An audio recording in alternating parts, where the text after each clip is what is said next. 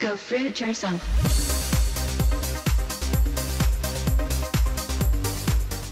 Minamata disease is a neurological condition. Mercury poisons the central nervous system, damages the sense of balance and motor skills, which leads to increasingly intense body convulsions and ultimately death.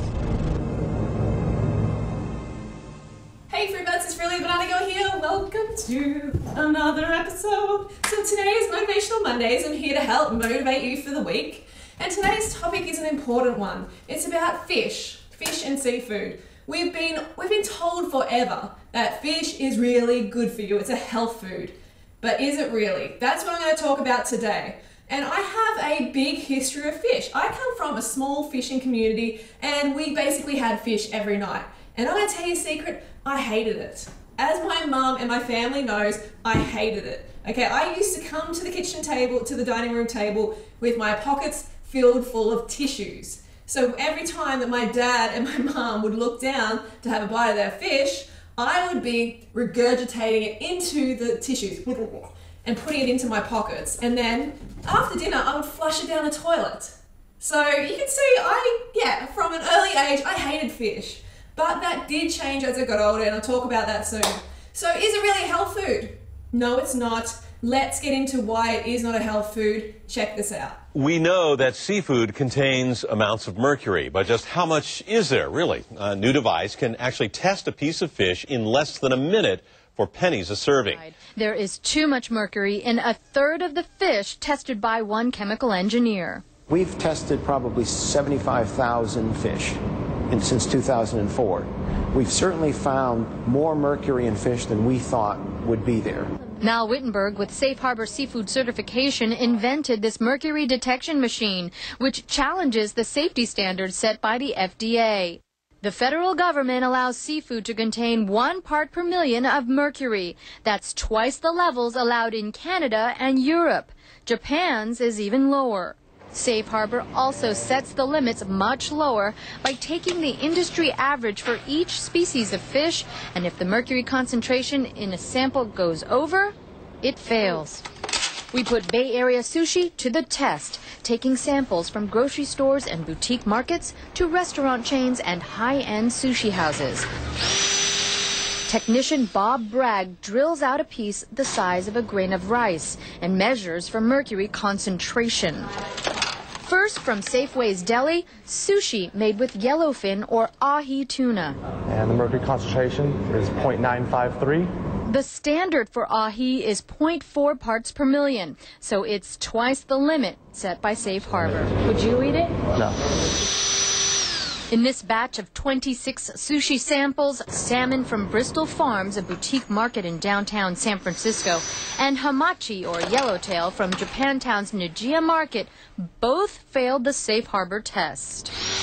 Yellowtail from Benihana chain restaurant and more pricey sushi bar Ozumo both hit above the 0.4 parts per million limit set by Safe Harbor and failed. That highlights the variability of mercury in seafood. You just don't know unless you test it. You can't look at it, you can't predict it. Currently, the FDA conducts blanket tests on random batches of fish, with the costly results arriving in a week, well after the fish is sold. Okay, so it's obvious, folks, that the government is not looking after us, so we have to look after ourselves. The level of mercury in those fish was ridiculous. Okay, I used to be a huge sushi buff. I was at sushi bar 5-6 times a week, honing into the sashimi. So that explains some of the symptoms that I was having at the time. Seriously, like my mercury levels would have been huge. And what happens is methyl mercury, it comes from our environment, it goes into the ocean. From big, industries like the pharmaceutical industry, meat and dairy industry, all those nasty chemicals come into the air, go into the ocean, they come through the waterways into our big, beautiful ocean, and they poison it. And then you know what? They concentrate in the fat of these fish. 9 million times of what's in the water, it concentrates into the fish, and then we eat it, and then we expect to be healthy. So up next is some serious methyl mercury poisoning. Check it out. In 1954, the Sanitation Office of Minamata City began receiving reports of an unknown epilepsy-like affliction, which has since become known as Minamata disease. Since the cause of the disease had not been identified, patients were isolated to prevent spread of the disease. In 1957, the Minamata Disease Research Group of Kumamoto University announced that Minamata disease is a toxic disorder of the central nervous system caused by certain organic mercury compounds transmitted through the intake of seafood. They isolated organic mercury as the sole cause.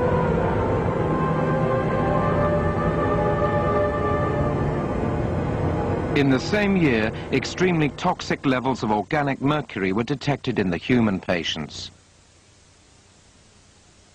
The report submitted to the Ministry of Health and Welfare stated that the underlying cause was organic mercury in seafood, and the wastewater discharge from the factory was suspected. Afflicted patients continued to be found until 1960. A rash of babies were born with brain damage and extreme physical disabilities. The governor of Kumamoto requested a voluntary ban on catches of seafood from the bay. Wow, so that's some seriously nasty, nasty business. And I know some of you out there are saying, oh, I'm gonna be okay, it's fine. You know, that's just an extreme case of methylmercury poisoning. I only have it a couple of times a week. Really, stop scaring us. Well, folks, if you have it even a little bit, if you keep ingesting the fish, then the mercury levels in your body are going to increase because it accumulates in your tissues. And you may not make that connection between that symptom that you're experiencing and the fish that you're consuming and that methylmercury poisoning that you're experiencing. Now, Sue Kwan, everybody knows Sue Kwan, she's KPIX News, and she decided to do a supersize me with albacore tuna. And I said, Sue, you shouldn't do this. She says, well, I've already had my kids, and I ate a lot of tuna when I was younger, and I don't think it was too bad. I can't remember too much going on then, but, you know, maybe it's my memories going. So let me just eat it for 10 days. So she ate a can of tuna for 10 days, and her mercury went from 4.2 to 8.9. I said, well, I want to do it for another 10 days. I said, you really shouldn't do this, Sue, you know, because I can't tell her ethically to eat mercury every day. Yet people do it on a regular basis. So then her mercury went up to 17.2.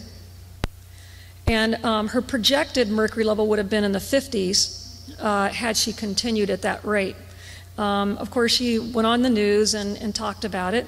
The fishing industry wasn't too happy. They wrote a big letter back to Sue Kwan and mentioned my name in the letter 15 times. And weren't too happy with supersize me albacore tuna. But it just goes to show that it does accumulate. So what did the FDA say about their action level? And this is in an email that I got that Sue forwarded to me. It said, from the FDA official said, I will speak about how the FDA defines an action level. The action level is a non-binding guidance that the FDA issues to establish a level of a contaminant that may be regarded as adulterated or illegal. The action level serves as guidance for the FDA, but does not commit the FDA to take any action. You know, if you're going to have an action level and don't take action, then why are you having an action level? So that's why when you go to the grocery stores, you can see fish being tested by all kinds of media personnel and non-government organizations that can be 2, 3, and 4 parts per million in the grocery store, and there's no warning as to that happening because they really can't test every fish. I should say, let me back up, they can test every fish.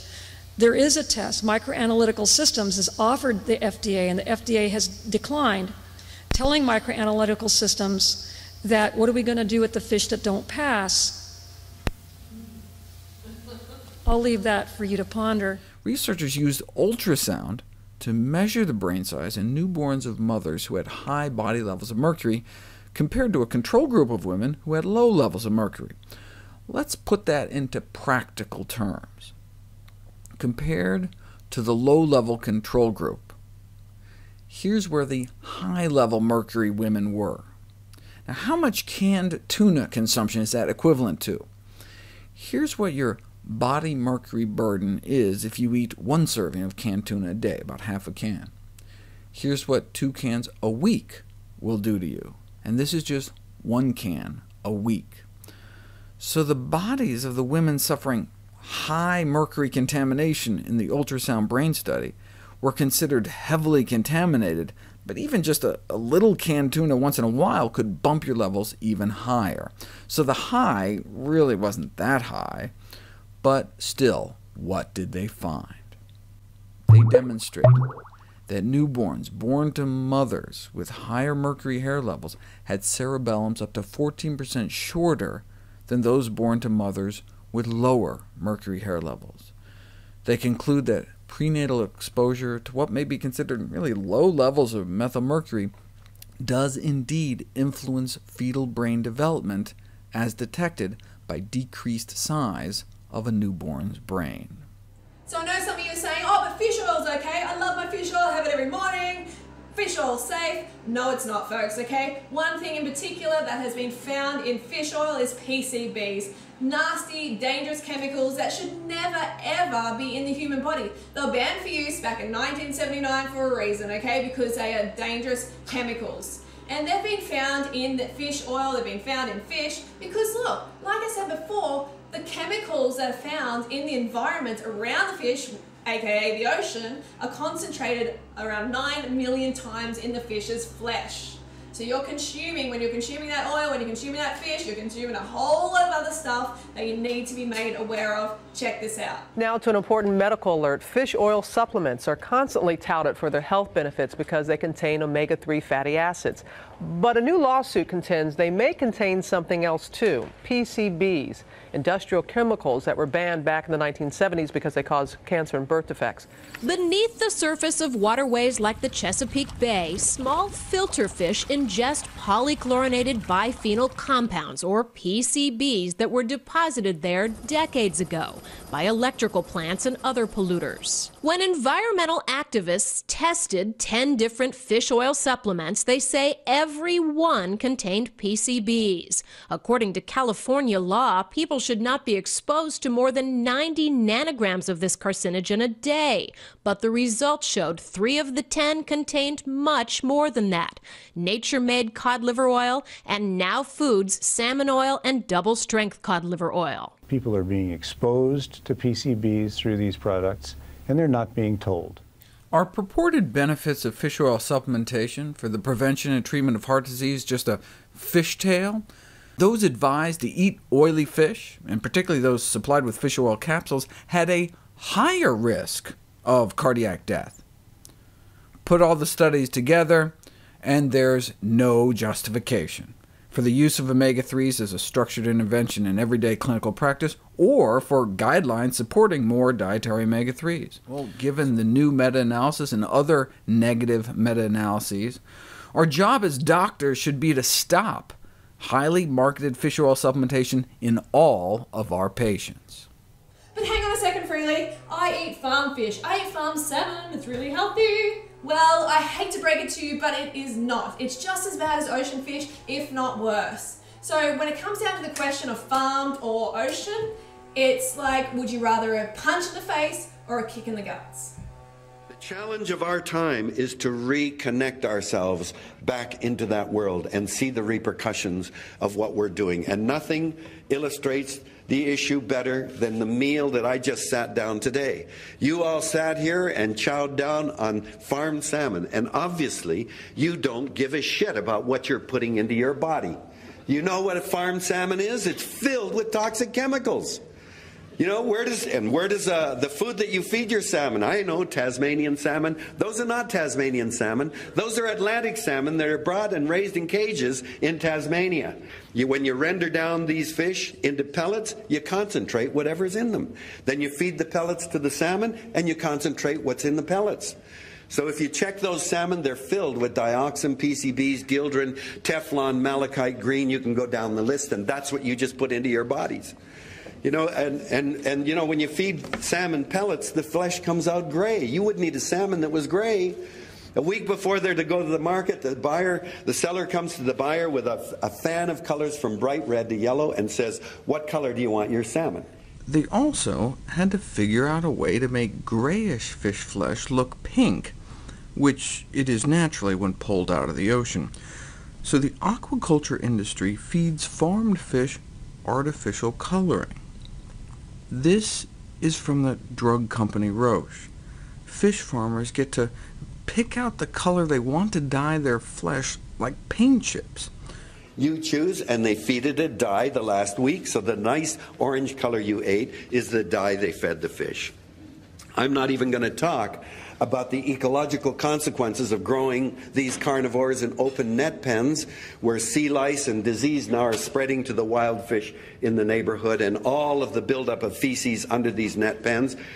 The act of consuming that salmon has repercussions that go far beyond this room, that go around the world.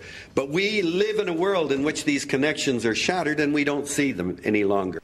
80% of all seafood sold in the U.S. is now imported. Now, I don't think that people have any idea how much imported seafood's coming into this country. The FDA inspects and tests less than 1% of all seafood imports. Less than 1% of all seafood imports. And when it does, it frequently finds filthy fish and banned chemicals. FDA records show page after page of rejected shipments. Catfish from China, veterinary drugs. Swordfish from Vietnam, poisonous. Snapper from Malaysia, filthy. If it's from a foreign country, I'd be very cautious. I wouldn't eat it. One of the things often found in this imported fish is a fungicide called malachite green. It's illegal to use in food because it causes cancer and birth defects. Lab tests routinely detect antibiotics banned for use in food in the United States. Antibiotics are used to treat fish raised in crowded conditions that can breed bacteria, viruses, and parasites. Food safety advocates say the FDA is not doing enough to protect consumers. Consumers may be getting a dose of antibiotics with their seafood dinner, and that's something that the government should stop. Lab testers say fish farmers in nations like China play a cat-and-mouse game with them. When the lab rejects shipments for an illegal chemical, foreign fish farmers simply switch to another harmful chemical. They know it's illegal, they know it hurts people, but they do it anyway. Researchers say the chemicals and antibiotics found may not make you sick immediately, but eaten over a long period of time, they pose a significant health risk. When you go out to a seafood restaurant, what type of seafood do you order? I don't. Why take the chance? So we've got methyl mercury poisoning, we've got PCBs, we've got artificial colours, we've got antibiotics, a whole lot of other chemicals, nasty chemicals that you are concentrating in your body. You're eating the flesh of the fish and then you're taking it in, putting yourself at risk of serious, serious disease. Is it really worth it? Is it worth it to keep consuming this flesh of the fish? No, it's not. And, oh, I forgot to mention parasitic worms. There's a parasitic worm in fish called Anisakis. This year we learned that about 2/3 of retail fish samples came up positive for them. This is what they look like. They're really quite small, actually. You can see two here kind of peeking out of some sushi. Because people eat fish raw, parasites are always a concern, but the unique thing about these worms is that our bodies can be so sensitive to them that the worms can trigger an allergic reaction dead or alive, even if they're cooked. So we're finding some people that are allergic to fish really aren't. They're allergic to the dead worms in the fish. In fact, because we feed so much fish meal to chickens, you can have an allergic reaction to a parasitic fish worm and not even eat fish at all. With prevailing westerly winds over Japan, nuclear fallout from the Fukushima nuclear power plant tragedy was detected throughout North America at levels comparable to those seen 25 years earlier from Chernobyl, the only other Category 7 nuclear event in history. Of all the radiation released, only a tiny fraction of the fallout reached U.S. shores. Most was absorbed by the Pacific Ocean. What does that mean for seafood safety? Researchers report unequivocal evidence that Pacific bluefin tuna have transported Fukushima-derived radioactive fallout across the entire North Pacific Ocean. Tuna actually migrate from Japan to California and appear to have taken some radioactivity with them. So what then happens if you eat seafood? Researchers measured the increase in radioactive polonium levels in semen after a single seafood meal. Caused a 300% spike in levels. Probably not enough to cause infertility, but that was just one meal.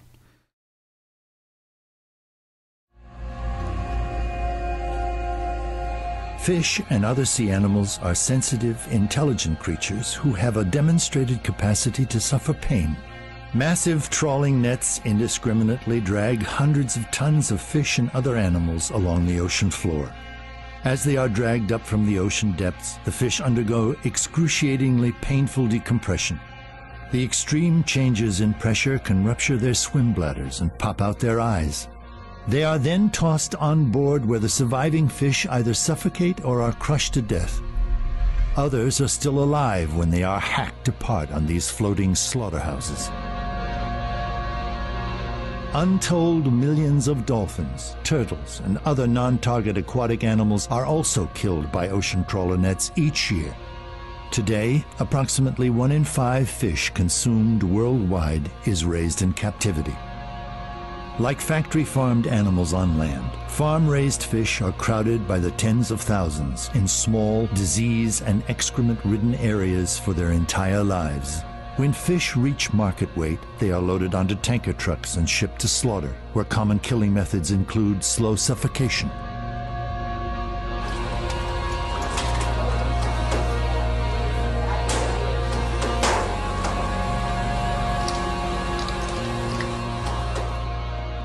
Okay, so folks, you have all the information here now. You can make an informed decision. And if you don't give up fish after watching this, I don't know, you might be beyond help because it is obviously toxic for your body. Do you want to keep building that mercury in your tissues and putting yourself at risk? It is crazy, crazy, crazy to keep consuming it after all of that has been presented to you. And it's also cruel.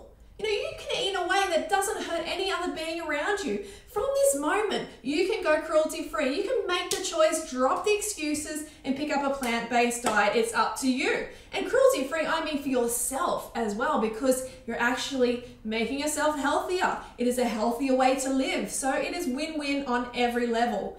And folks, eating fish is not sustainable. It is raping the ocean, as you saw from that video. Raping the ocean, it is not nice to the fish. Simply not nice at all. It's barbaric, it's disgusting, and it's also not healthy. It's toxic. So why would you not give it up? There's so many fantastic vegan foods that can replace the fish.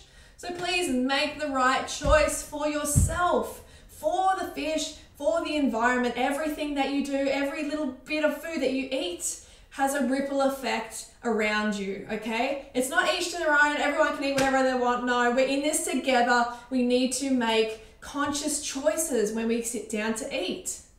So I hope that was informative. I hope that inspired you to give up the fish, okay? So don't forget to go fruit yourself or root yourself, and I will see you soon.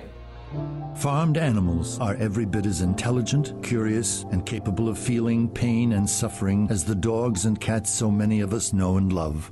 If you are at all moved by this film, please do your part. Make a commitment today to explore a vegan diet. It could be one of the best decisions of your life. By withdrawing our support of this cruel and violent system, we can put our ethics on the table and make a statement for a kinder and more compassionate society for all animals.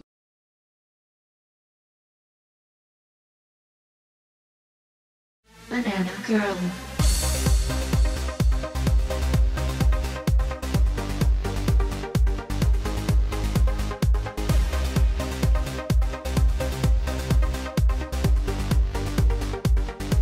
Go fruit yourself.